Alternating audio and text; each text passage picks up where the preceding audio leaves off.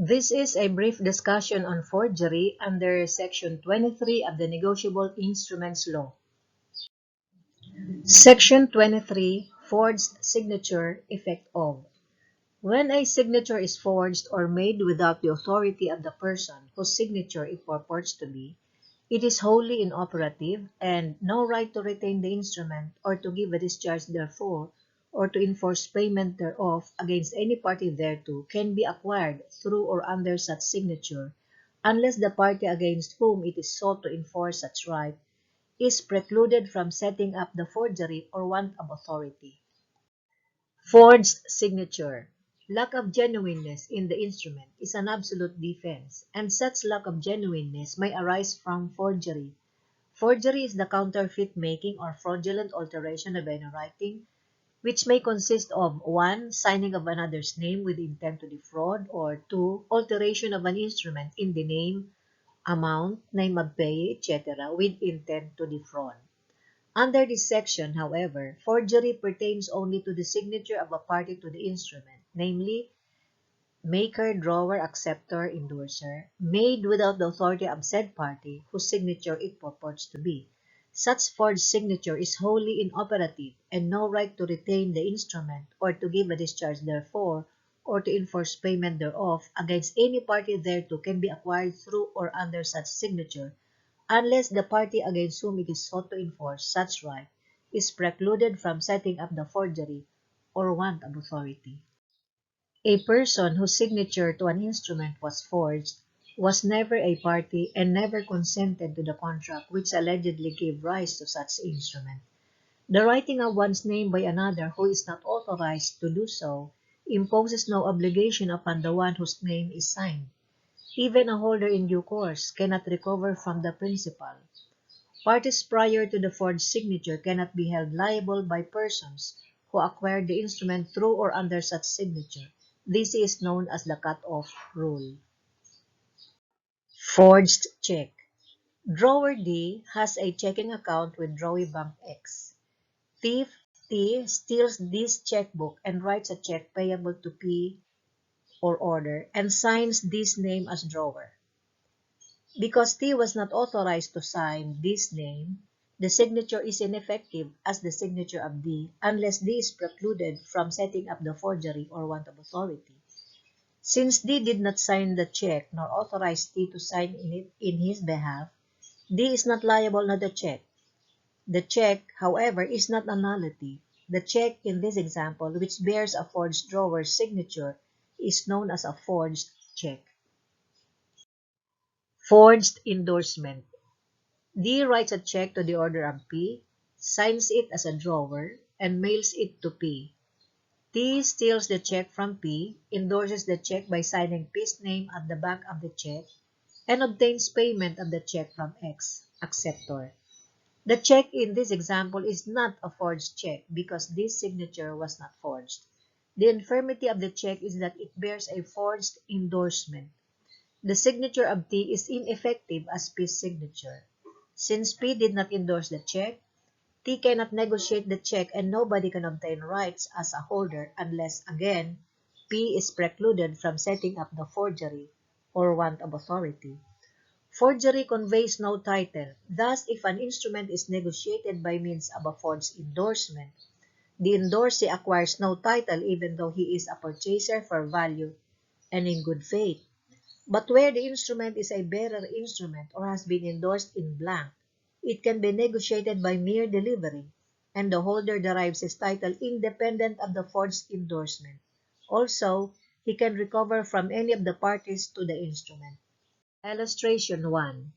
A bill is endorsed this way, pay to A or order. A endorses it in blank, and it comes to the hands of B, who simply delivers it to C. C forges B's endorsement and transfers it to D. Can D recover?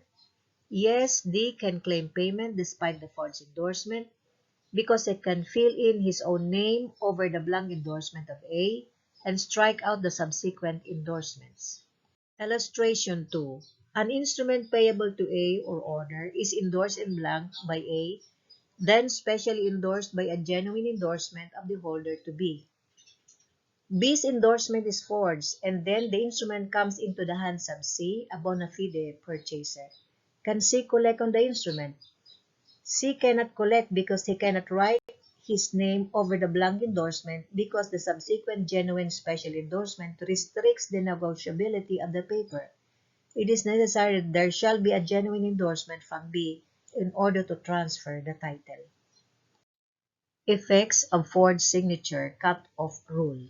The general rule is when a signature is forged or made without authority of the person whose signature it purports to be, the forged signature, not the instrument itself and the other genuine signatures, is wholly inoperative. The effects are: 1. No right to retain the instrument. 2. No right to give a discharge therefor. And 3. No right to enforce payment thereof against any party thereto can be acquired through or under such signature, unless the party against whom it is sought to be enforced is precluded from setting up the forgery or want of authority as a defense. Payment to a person holding under the forged endorsement does not discharge the instrument. The person in possession cannot force payment of the instrument by any party who became liable prior to the forged endorsement. If the name of the maker, drawer, or acceptor is forged, the instrument is not binding on them. Even a holder in due course is not permitted to enforce such a pretended obligation. The prospective purchaser, therefore, must determine at his peril whether the signature is genuine. The essence of the cut-off rule is thoroughly explained in the case of Natividad Gempesao versus CA and Philippine Bank of Communications. The Supreme Court, speaking through Justice Campos, laid down a detailed discussion of the effect of forgery to wit. Under the aforementioned provision, forgery is a real or absolute defense by the party whose signature was forged. A party whose signature to an instrument was forged was never a party and never gave his consent to the contract which gives rise to the instrument. Since his signature does not appear in the instrument, he cannot be held liable thereon by anyone, not even by a holder in due course. Thus, if a person's signature is forged as a maker of a promissory note, he cannot be made to pay because he never made the promise to pay. Or where a person's signature as a drawer of a check is forged, he cannot charge the amount thereof against the drawer's account because he never gave the bank the order to pay. And said section does not refer only to the forged signature of the maker of a promissory note and of the drawer of a check. It covers also a forged endorsement, namely, the forged signature of the payee or endorsee of a note or a check. Since under said provision a forged signature is wholly inoperative, no one can gain title to the instrument through such forged endorsement. Such an endorsement prevents any subsequent party from acquiring any right as against any party whose name appears prior to the forgery. Although rights may exist between and among parties subsequent to the forged endorsement, not one of them can acquire rights against parties prior to the forgery. Such forged endorsement cuts off the rights of all subsequent parties as against parties prior to the forgery. However, the law makes an exception to these rules where a party is precluded from setting up forgery as a defense. Persons precluded from setting up forgery. Persons who are precluded from setting up forgery or want of authority are the following. 1. Those who warrant the genuineness of the instrument, namely the endorsers or persons negotiating by delivery. 2. Those who warrant the genuineness of the signature of the drawer, namely the acceptor. 3. Those who ratified the forgery expressly or impliedly. And 4. Those whose negligence contributed to the perpetration of the forgery.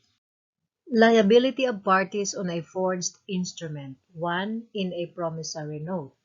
A maker whose signature was forged cannot be held liable by any holder, including a holder in due course.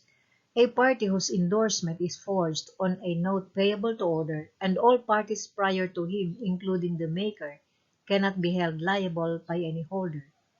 A party whose signature is forged on a note originally payable to bearer, and all parties prior to him, including the maker, may be held liable by a holder in due course, provided that it was mechanically complete before the forgery. 2. In a bill of exchange.